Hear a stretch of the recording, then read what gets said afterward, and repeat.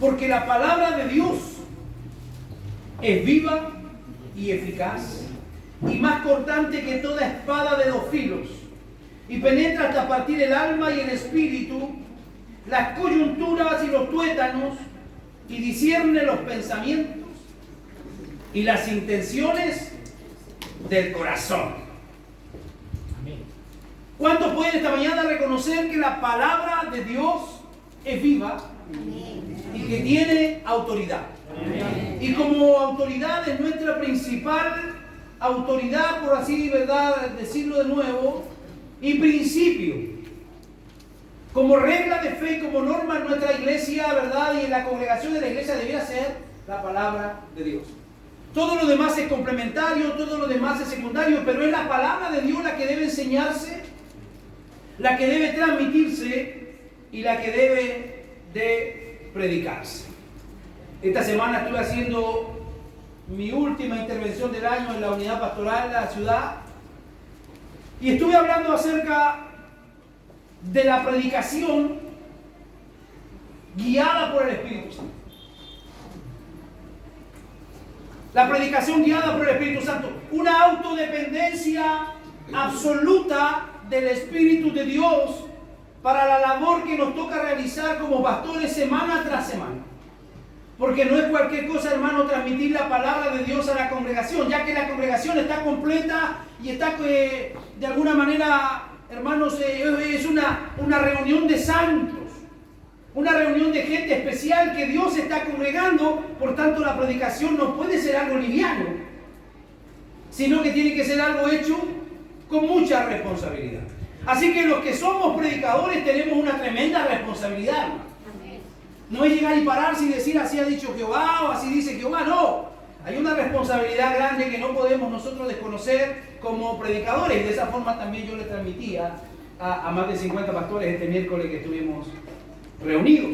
Una tremenda responsabilidad.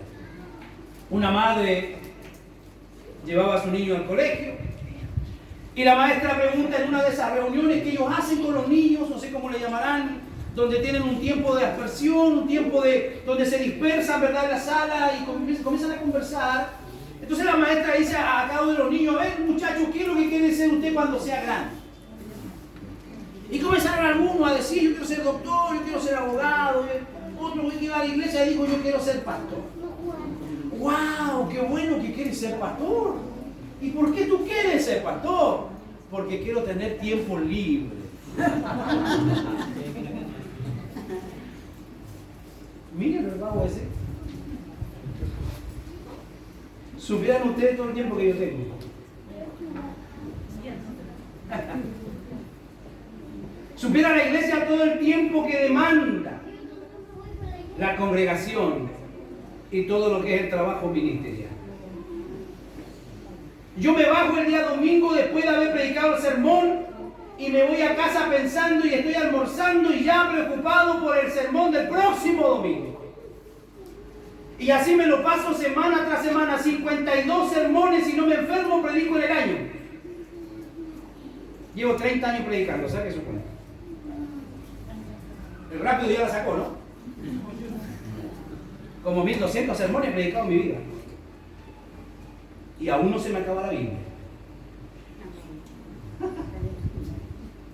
Aún no se me acaba la Biblia, hermano, imagínense. ¿Por qué? Porque de alguna manera es una tremenda y absoluta responsabilidad. El predicador se embaraza del sermón toda la semana y luego llega a la iglesia y tiene que aquí venir a darlo a luz. Como en una sala de parto. A veces el resultado no es el que uno espera. Pero no significa que Dios no se esté moviendo o que Dios no se esté glorificando en la iglesia.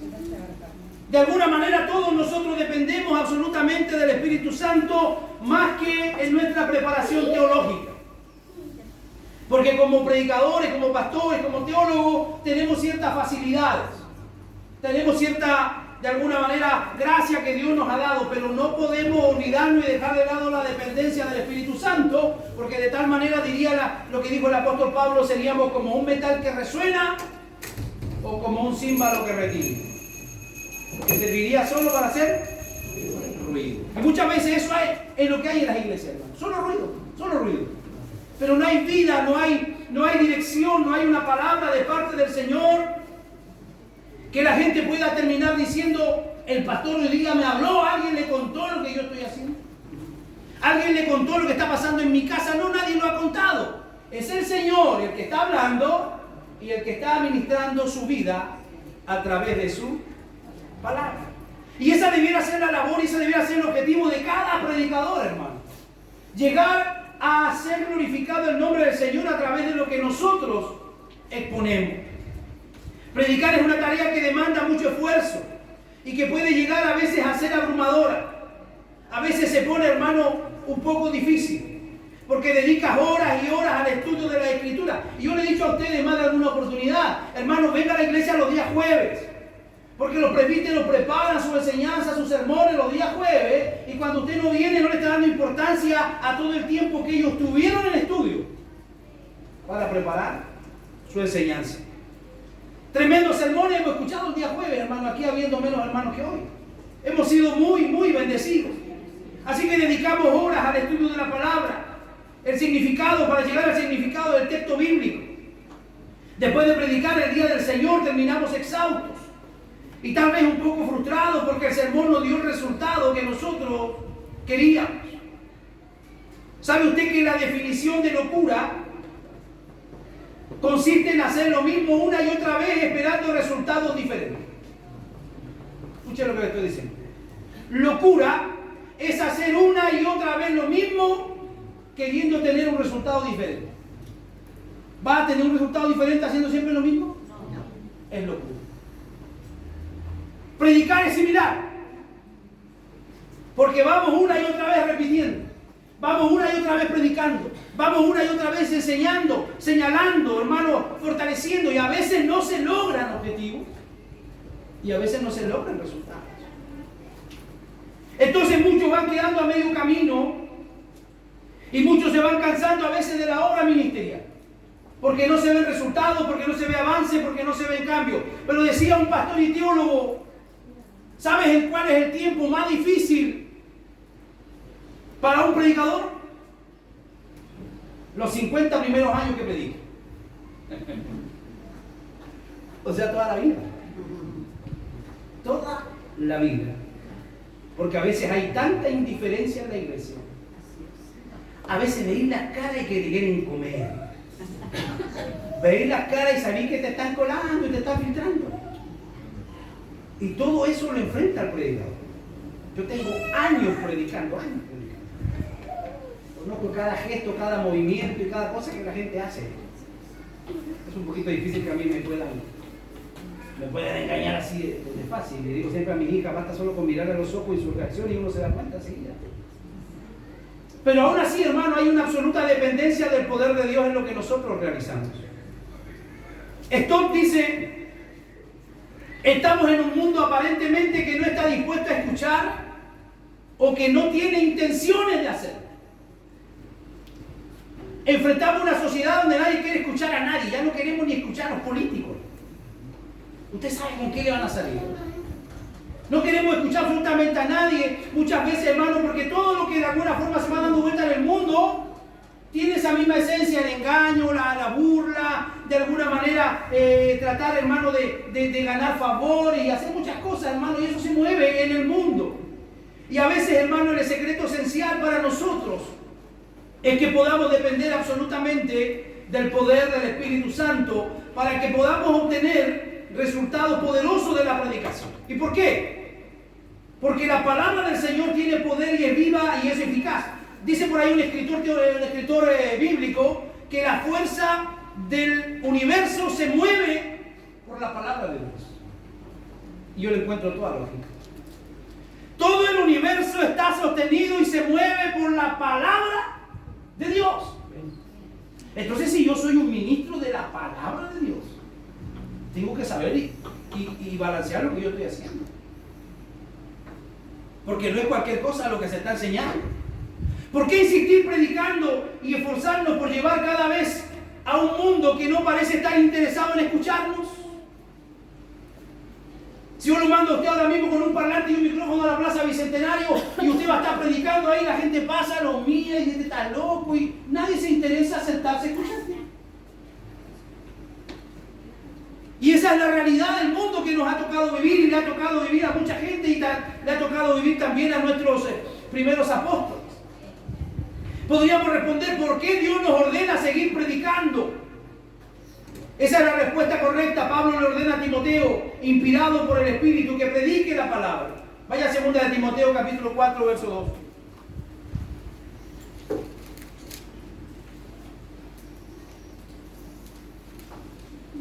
Segunda Timoteo capítulo 4, verso 2. Te encarezco delante de Dios y del Señor Jesucristo, que juzgará vivo y a muertos en su manifestación y en su reino, que prediques la palabra. ¿Qué tenemos que predicar? La palabra. El día que yo aparezca acá contándole a usted una historia de Condorito, usted me baja al tiro del puerto. Porque este lugar es para venir a ministrar la palabra de Dios. La palabra de Dios. Que predique la palabra, que intes a tiempo y fuera de tiempo, redarguye, reprende, exhorta con toda paciencia y doctrina. ¿Qué necesitamos los predicadores? ¿Qué necesitamos? A ver, ¿qué dice el texto? ¿Qué necesitamos los predicadores? Paciencia y doctrina. Paciencia y doctrina. Paciencia y doctrina. ¿Por qué Dios nos ordena que prediquemos su palabra? Una de las mejores respuestas es la frase que dice, porque la palabra de Dios es la fuerza más poderosa del universo. Mira a tu alrededor todo aquello que no haya sido creado por las manos humanas y verás la demostración de lo que Dios es capaz de hacer por medio de su palabra. Dios dijo, sea la luz, y la luz fue. Produzca la tierra seres vivientes, y produjeron seres vivientes. Se separe la noche del día, que haya la expansión de los cielos, y así de alguna manera todo lo que Dios creó fue hecho a través de su palabra. Dios dijo en Génesis 1:3, sea la luz, y la luz fue.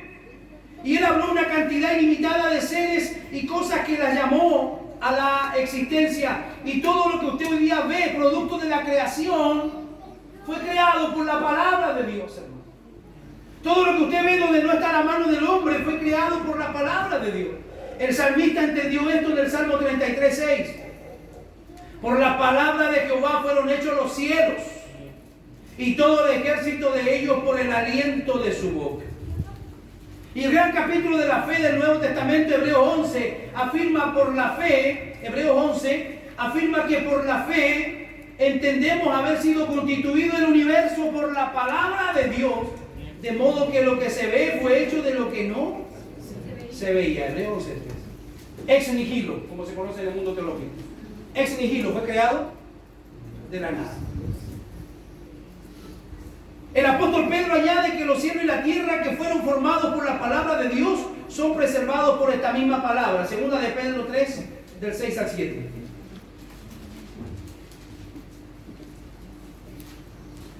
Por lo cual el mundo de entonces pereció anegado en agua, está hablando del diluvio. Pero los cielos y la tierra que existen ahora están reservados por la misma palabra. ¿Qué es lo que reserva y guarda los cielos y la tierra? La palabra, guardados para el fuego en el día del fuego y la perdición de los hombres impíos. De esta manera la creación es una prueba contundente del inmenso poder que desata la palabra de Dios cuando esa palabra es pronunciada. Y no deje de tomar en cuenta que el universo así de grande como es, no es más que una pequeña muestra de lo que Dios es capaz de hacer cuando Él habla. Vaya a Job 26:14, por favor. Job declara que todas estas cosas son solo los bordes de sus caminos.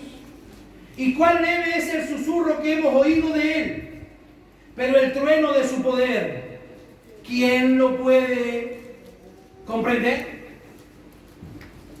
¿Se recuerda usted cuando el pueblo de Israel iba a recibir las ordenanzas, las directrices de Dios, los mandamientos, y cómo tronaba, ¿verdad?, el monte, cómo rugía y cómo temblaba? Tanto miedo y pánico le causó al pueblo de Israel que dijeron, mejor Moisés, anda tú nomás y habla con él y después nos transmite lo que él quiere de nosotros.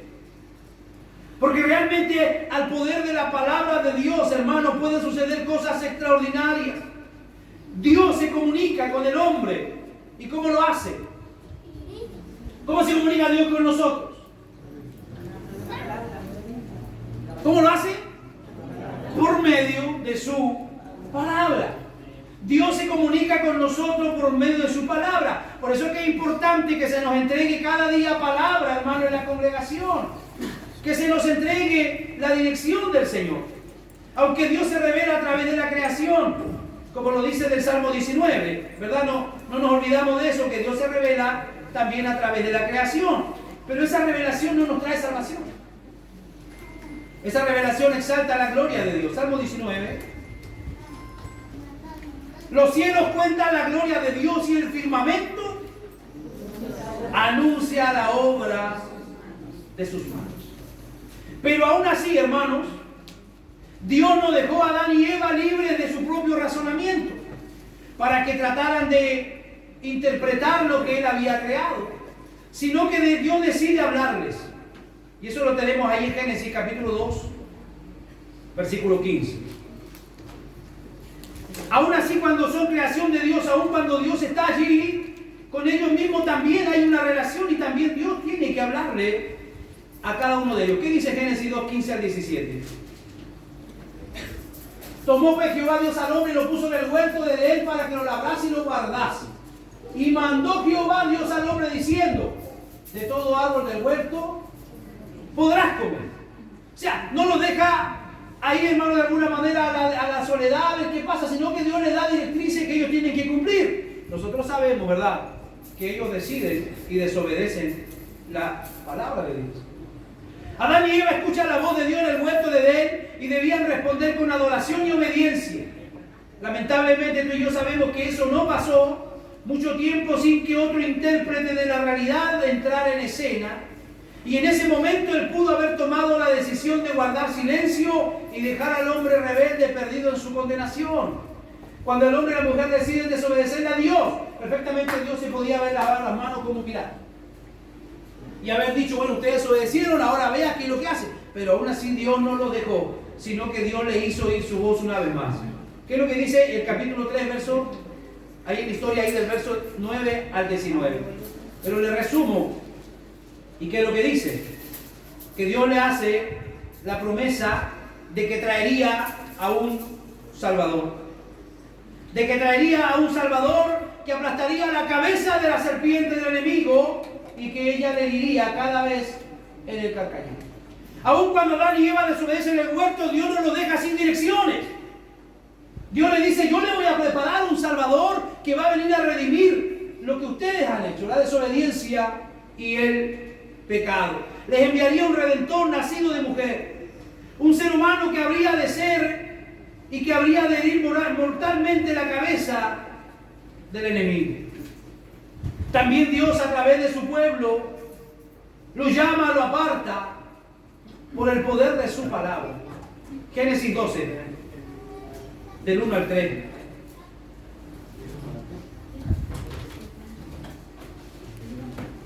Pero Jehová le había dicho a Abraham: vete de tu tierra y de tu parentela y de la casa de tu padre a la tierra que te mostraré, y haré de ti una nación grande, te bendeciré y engrandeceré tu nombre y serás bendición. Bendeciré a los que te bendijeren y a los que te maldijeren maldeciré, y serán benditas en ti. ¿Cuál es la promesa? Todas las familias de la tierra. Y ahí entra usted y entro yo cuando no somos judíos ni israelitas. Este llamado marcó el inicio de la nación de Israel en la historia, porque unos años más tarde Dios hizo un pacto con Abraham, prometiéndole una descendencia más numerosa que las estrellas del cielo. Abraham y Sara no podían tener hijos, pero Dios le habló, y eso fue suficiente para hacer realidad el nacimiento del niño. Usted conoce la historia, ¿verdad?, de Sara. De Sarai. Cuando llega la promesa, él le dice que al pasar de un año volverían a visitarlo y Sara tendría un hijo. Y ella se ríe, porque ella está escuchando la conversación de Abraham con los ángeles. Ella se ríe, por eso se llama Isaac hijo de la risa. ¿Y por qué se ríe? Con un cierto grado de incredulidad. Como yo, mire la edad que tengo, cerca de 100 años, ¿cómo voy a poder parir, a poder tener uno? Pero habrá algo que sea imposible para Dios. Pregúntale a la que está a tu lado, ¿habrá algo imposible para ti? Absolutamente nada. Así el pueblo es creado y cada vez es engendrado a través de la palabra de Dios. Él crea a través de su palabra, de su voluntad nos hizo nacer, dice Santiago 1:18, por la palabra de verdad para que seamos primicia de las criaturas. Fue por medio de la semilla incorruptible de la palabra que nosotros hemos nacido de nuevo. También lo dice Primera de Pedro 1:22 y 23. Así que la palabra de Dios está metida en todo lo que la iglesia realiza y en todo lo que nosotros practicamos como norma de fe y de conducta. Pocos pasajes de la Escritura muestran esta realidad de una forma tan memorable. Vaya a Ezequiel 37, como lo muestra el profeta Ezequiel.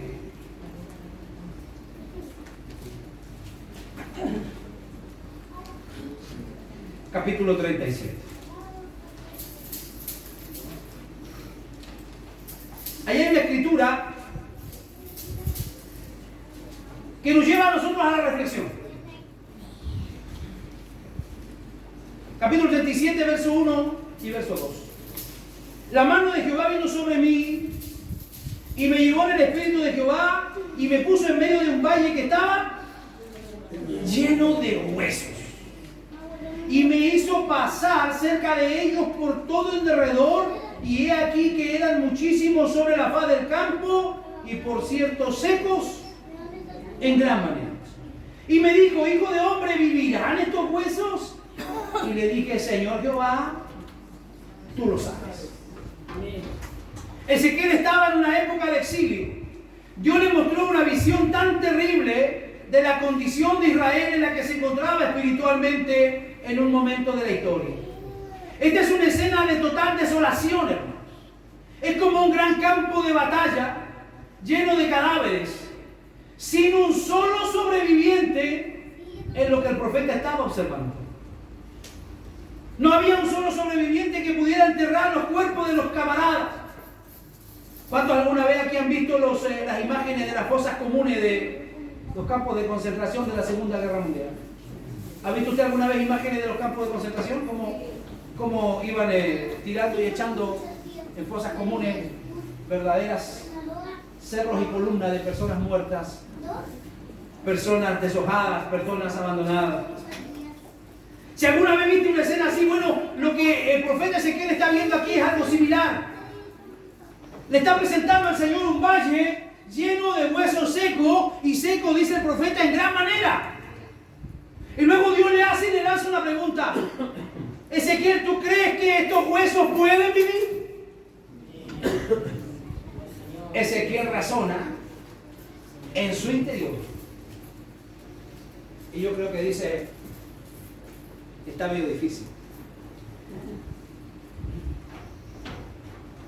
Pero él no le responde así al Señor, aun cuando lo razona. Él le dice: Señor Jehová, tú lo sabes todo. Tú lo sabes todo. Por supuesto que no. No había esperanza alguna en esos huesos. Que esos huesos volvieran a la vida para convertirse otra vez en un ejército de los escuadrones de Dios. Pero Ezequiel conocía a Dios y sabía lo que era capaz de hacer. Así que le responde con toda humildad: Señor Jehová, tú lo sabes.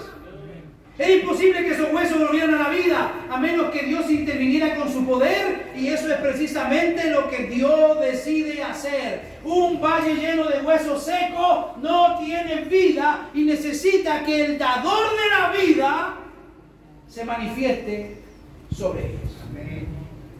¿Cuántos de nosotros, hermanos, anduvimos tantos años por fuera del camino del Señor?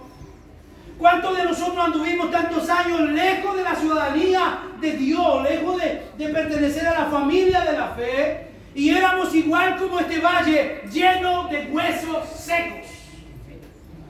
Hasta que Dios le ordena al profeta en el verso 4: profetiza sobre estos huesos y dile: huesos secos, oíd palabra de Jehová. ¿Qué es lo que necesita un hueso seco? Palabra de Jehová. ¿Qué necesita un muerto? Vida. Y la vida se la puede dar Dios. Dios le ordena a Ezequiel que le predique a los huesos.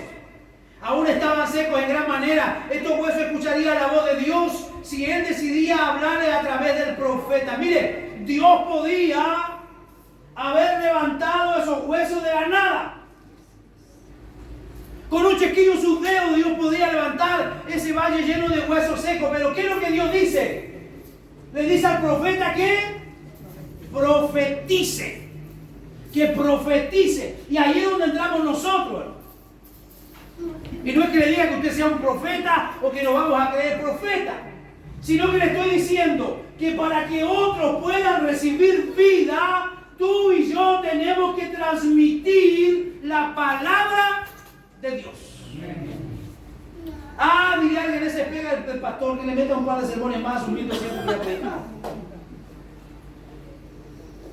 Pero quiero decirle, iglesia, que cada uno de ustedes es un predicador en potencia.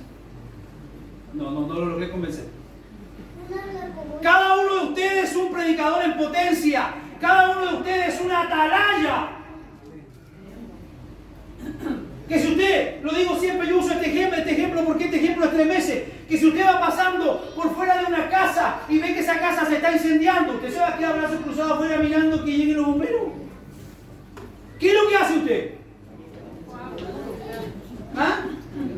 O si usted va manejando por la carretera y usted ve que el vehículo que lo adelantó más allá se volcó, ¿qué es lo que hace usted? Usted se baja porque sabe que allá hay peligro y sabe que hay necesidad. Vamos a echar abajo el portón, vamos a echar abajo la puerta, vamos a ver si alguien se está incendiando, quemando dentro de esa casa. Eso es lo que yo haría, lo he hecho en alguna oportunidad. Pero ¿por qué si vemos que algunos se están yendo al infierno? ¿No hacemos nada? ¿Por qué si veo que mi tío, mi abuelita, mi abuelito, mi primo están llenos de pecado y si hoy se muriera se van a ir al infierno? ¿Y por qué nosotros no hacemos nada? ¿Por qué no guardamos la palabra? ¿Por qué no somos capaces de profetizarle como lo hizo Ezequiel por orden de Dios? Es que, pastor, Dios no me ha dicho nada. No he escuchado la voz de Dios como Ezequiel, no la vas a escuchar. Porque Él ya lo dijo, al igual como lo dice Pablo a Timoteo, anda y predica la palabra. A tiempo y fuera de tiempo. Eso significa que te quieran escuchar o no te quieran escuchar. Porque a veces los hijos lo quieren escuchar, pues, hermano. ¿Sí o no? Llegan a los 13, 14 años y ya no quieren escuchar porque creen que saben más que los papás. ¿Sí o no? O a veces los padres dicen, no, que yo ya estoy viejo para eso. Hermano, mientras hay vida, hay oportunidad para que la gente se arrepienta. Y sintamos esa carga. Sintamos esa carga. Vamos a llegar un día a la presencia del Señor y va a haber mucha gente allí que va de alguna manera a ser condenada. Y que tuvieron alguna familiaridad, alguna cercanía con nosotros y nos van a reprochar tal vez, ¿por qué nunca me predicaste? ¿Por qué nunca me invitaste a la iglesia?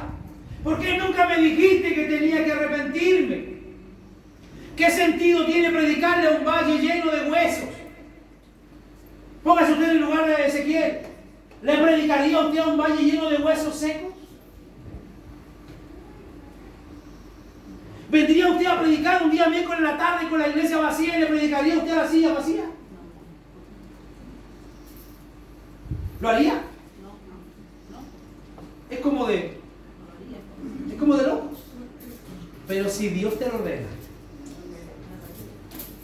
la cosa cambia, ¿no?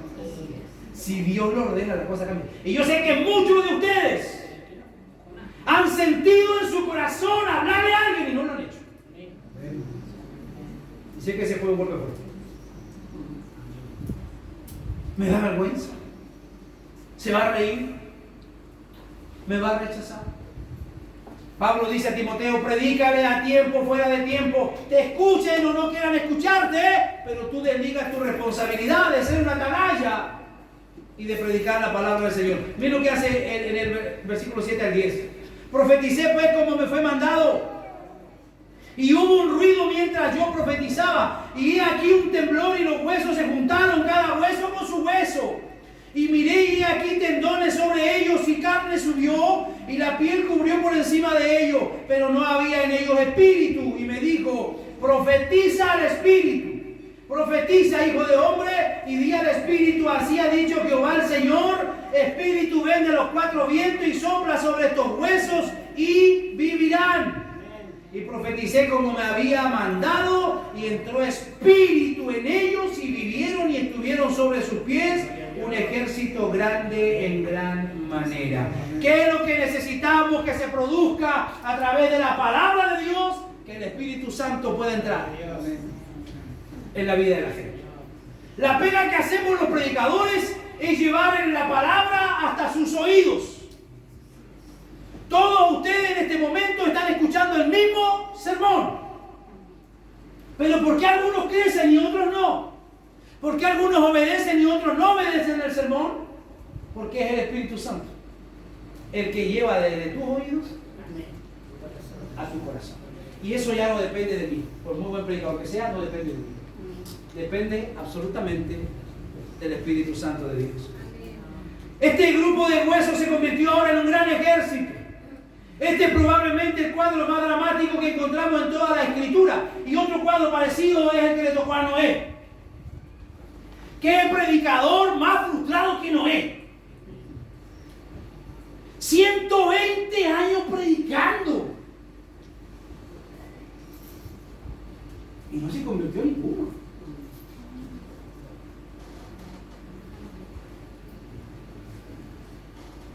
Solo su familia lo acompañó en el arca. Pero con eso fue suficiente. Con eso fue suficiente.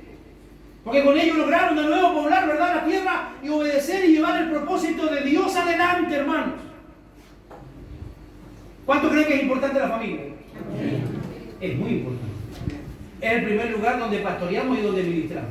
Si yo soy un mal pastor en mi casa, usted tiene todo el derecho a no creerme nada de lo que yo le digo acá. Pero si usted ve que mi familia me acompaña y mi familia me respeta, usted tiene que escucharme, porque yo sé de lo que le estoy hablando. La familia o destruye a un predicador o lo levanta.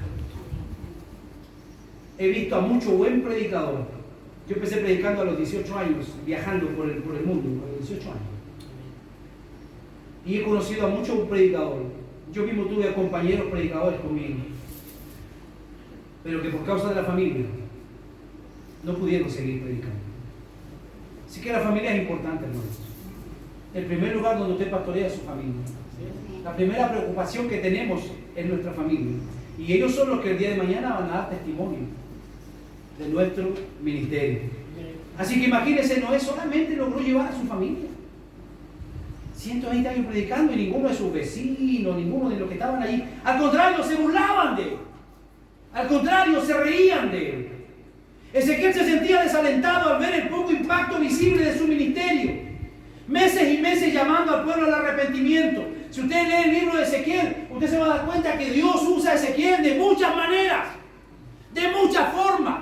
Lo llama y lo lleva a través de maneras metafóricas. Le hace ponerse una coyunta de buey y le hace hacer un montón de cosas para que el pueblo entienda, hermano, pero aún así el pueblo no entendía. Entonces recibe esta visión, ¿para qué? ¿Para qué cree usted que recibe esta visión Ezequiel? Fíjense, 30 segundos. ¿Para qué cree usted que Dios le da esta visión a Ezequiel?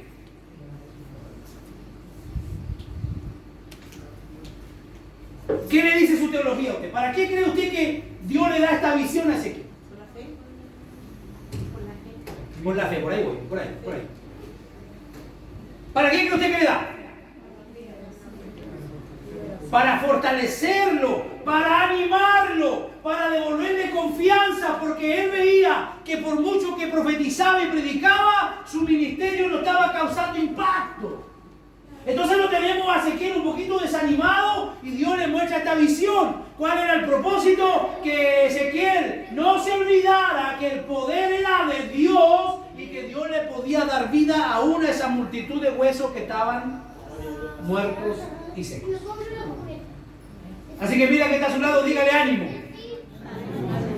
Vamos, una vez más, dígale ánimo. A veces no se ven resultados. A veces las cosas no salen como pensamos. Pero nuestra relación siempre se va a fundamentar en cómo respondemos a la palabra de Dios. En obediencia. Aplicar nuestro corazón a todas las palabras Vaya por favor a Deuteronomio 32. ¿Por qué Adán y Eva cayeron en el huerto? Por desobediencia. ¿Qué nos llevó a desobedecer a ellos? ¿Qué nos llevó a desobedecer a Adán y Eva en el huerto? ¿Qué nos llevó a desobedecer? El diablo. ¿Qué dijo el diablo? Con que Dios les ha dicho. ¿Dónde cree usted que va a atacar siempre el diablo?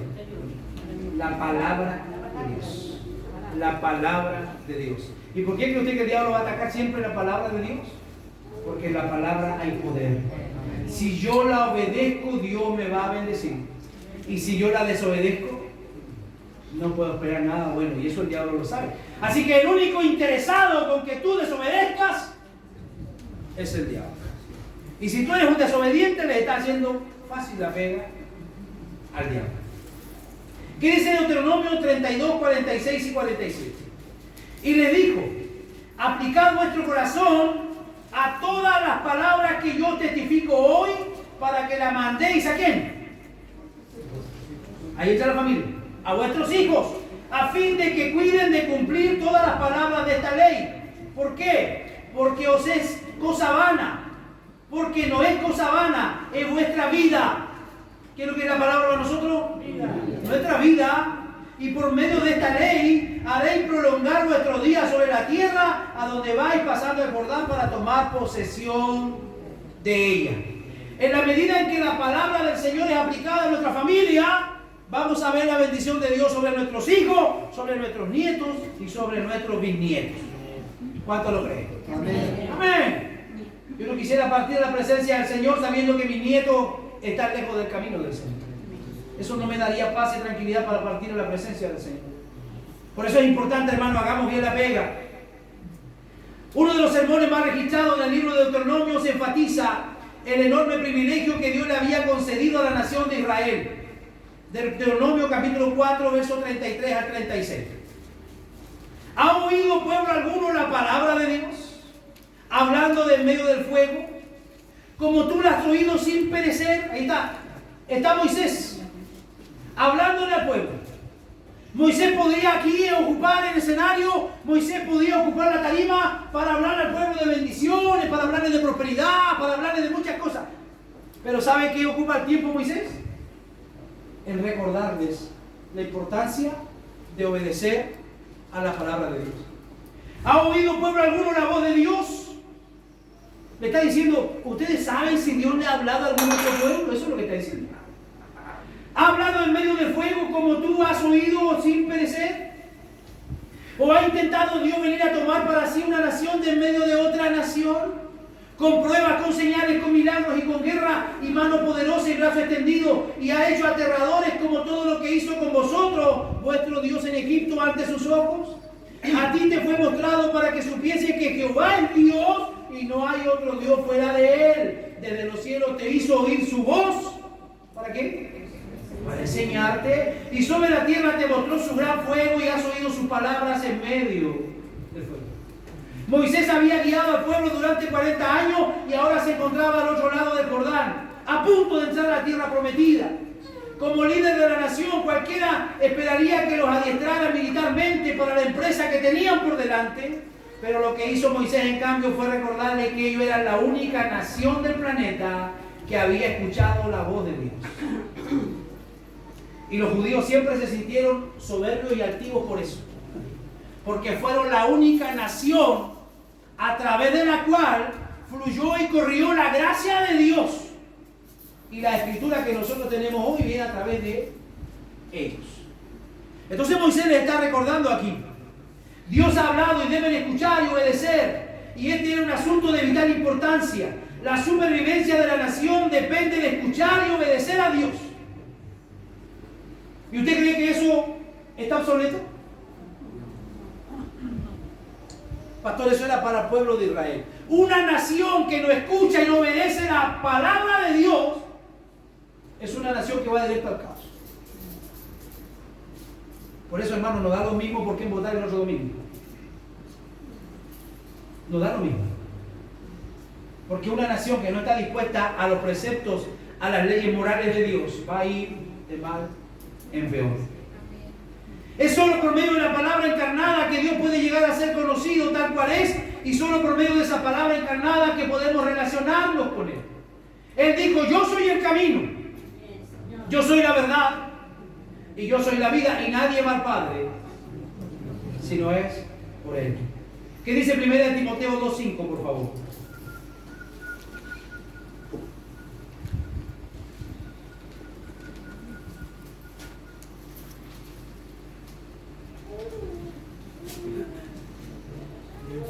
Porque hay un solo Dios y un solo mediador entre Dios y los hombres.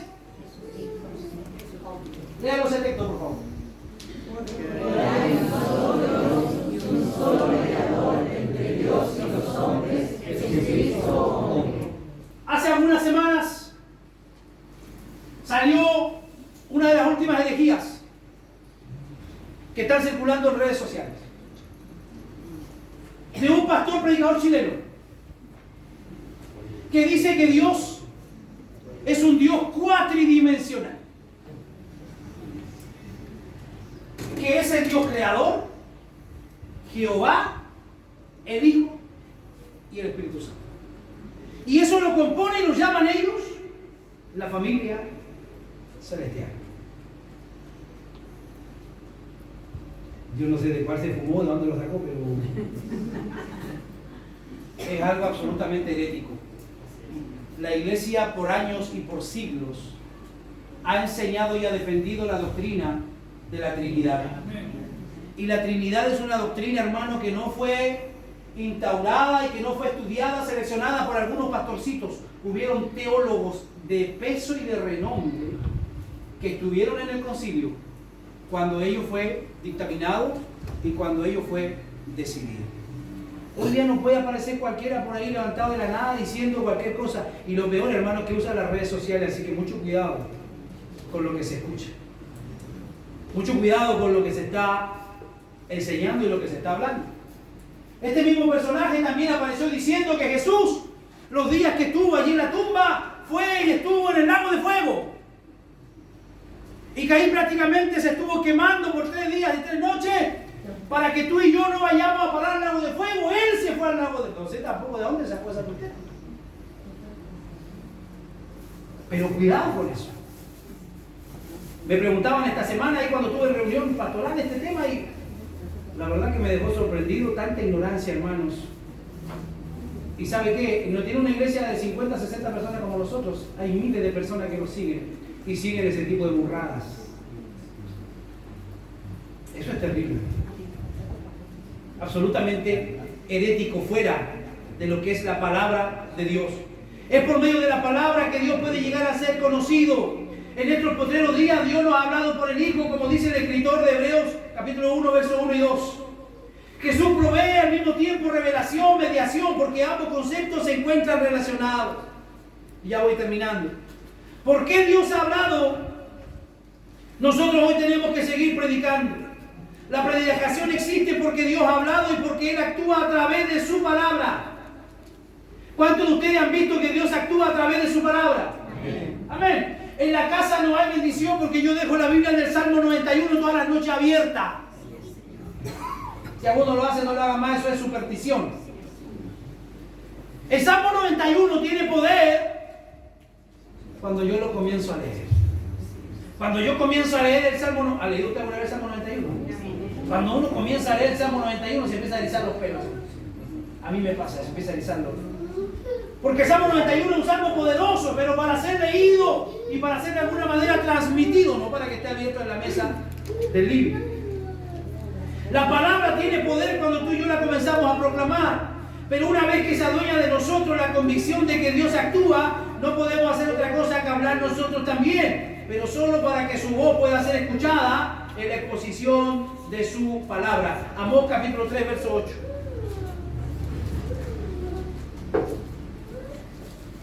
Si el león ruge, ¿quién no temerá? O sea, si la palabra nos está dando duro, ¿verdad? ¿Quién no va a sentir temor? Y si habla Jehová el Señor, ¿quién? ¿Se me quedó atrás?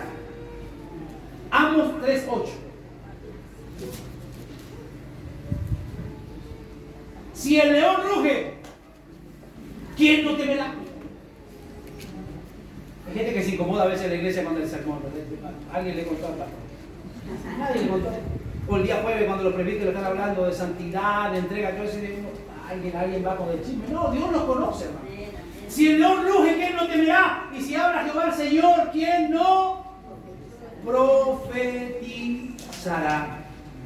El sermón es en realidad un símbolo tan precioso como poderoso de nuestro estado espiritual y de la gracia de Dios. El hecho de que un hombre hable la palabra de Dios mientras otros la escuchan es una representación de la bondadosa autorrevelación de Dios y nuestra salvación como un regalo. Siempre que Dios habla con amor a los seres humanos es un acto de gracia. No merecemos ni contribuimos en nada en ello. Por tanto, el acto de predicar es un símbolo poderoso de esta realidad. Termino preguntando, ¿desea ver a Dios actuar salvando a los perdidos? ¿Cuántos quieren ver que los perdidos se salven? ¿Y cuántos quieren que Dios edifique a la iglesia? Entonces deje que su voz sea escuchada. Deje que su voz sea escuchada. Invada las redes sociales con palabra de Dios. No esas fotitos que algunos... Esas cosas no edifican, no ayudan a nadie, hermano. Métale palabra de Dios. Cuando el Señor venga y empiece a buscarnos y a llamarnos, se va a extrañar con algunos porque los que aparecen en la foto no son los mismos que son en verdad. Muchos Photoshop y no sé qué otras cuestiones que ustedes se manejan. No es el que el Señor realmente conoce y en realidad viene a buscar. Así que aproveche, hermano, sus redes sociales para meter Biblia. Aproveche sus redes sociales para meter textos bíblicos. Porque de esa forma, aunque usted no está en el púlpito, cuando usted hace ese tipo, hermano, de utilización, bendice a la iglesia. Yo he sido bendecido muchas veces a través de estados que ustedes colocan en su WhatsApp. Usted dice, el pastor vio mi estado. Sí, vi su estado. Cuando tengo tiempo. Entonces, más que ver su foto, porque yo lo veo que todos los veces acá. Más que ver su foto, me gustaría que usted ponga textos bíblicos. Me gustaría que usted ponga enseñanza, que ponga reflexiones. Porque así como lo veo yo, lo ve mucha gente. ¿Cuántos siguen su estado? A ver, ¿alguna vez ha visto cuánto le ha seguido? Cuando yo pongo yo nunca pongo estados en el WhatsApp. Pero cuando estoy en alguna plataforma o algo, alguna actividad ministerial, de pronto lo subo para que vean en otros lugares lo que estoy haciendo. Y nunca he tenido menos de 115 copuchentos que se metieron.